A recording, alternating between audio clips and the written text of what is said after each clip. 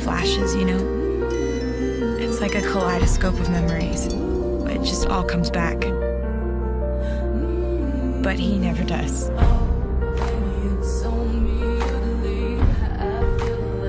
I think part of me knew the second I saw him that this would happen.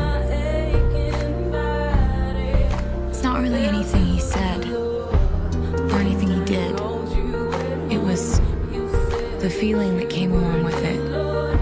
And the crazy thing is, I don't know if I'm ever gonna feel that way again.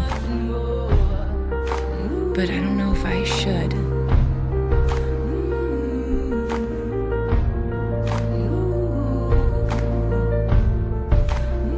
I knew his world moved too fast and burned too bright. But I just thought,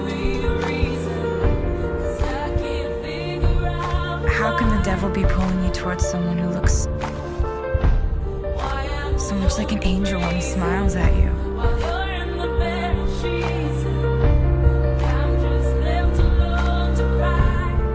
Maybe he knew that when he saw me. I guess I just lost my balance. I think that the worst part of it all wasn't losing him. It was losing me.